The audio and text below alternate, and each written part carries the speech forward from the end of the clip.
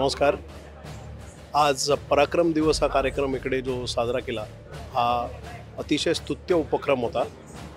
मला मुद्दामून नमूद करावं असं वाटतं की ह्या कार्यक्रमाची रूपरेषा, ह्या कार्यक्रमाची आखणी आणि ह्या कार्यक्रमाचं संपूर्ण नियोजन उत्कृष्टरित्या करण्यात आलं होतं। कार्यक्रमामध्ये दाखवण्यात आलेले विविध ऐतिहासिक नमुने म्हणजे भारताचा प्राचीन इतिहास जो दडवला गेला आहे, दडपला गेला आहे, तो बाहेर काढण्याचा एक अतिशय अभिमानास्पद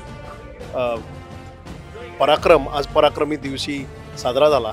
त्याच्यामुळे खऱ्या अर्थाने या दिवसाला पराक्रम दिवस का म्हणतात हे आम्हा श्रोत्यांना जाणवलं।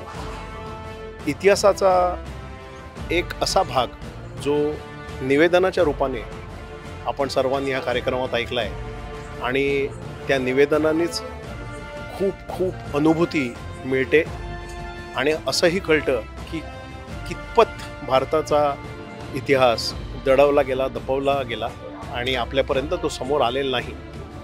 असे कार्यक्रम ठिकठिकाणी व्हायला हवेत, असे कार्यक्रम सर्व समाजात पसरायला हवेत आणि ह्या कार्यक्रमांनीच जागृती व्हायला हवी, ज्याच्यामुळे खरोखर भारत हे एक पराक्रमी राष्ट्र 2047 पर्यंत पूर्ण जगात आपला ठसा उमटवेल आणि खरोखर नेताजी सुभाषचंद्र बोस यांनी जो भारताच्या स्वातंत्र्यासाठी लढा लढला आणि त्यांची जी हाक होती, त्यांची जी आरोळी होती की तुम मुझे खून दो मैं तुम्हें आज़ादी दूंगा, हे खऱ्या अर्थाने 2047 साली आपल्या सर्वांना खरोखर जाणवेल आणि आपल्याला गर्वाने आपली मान आयुष्यभर पिढ्यानपिढ्या वरती राहील, उंच राहील अशी आशा मी बाळगतो।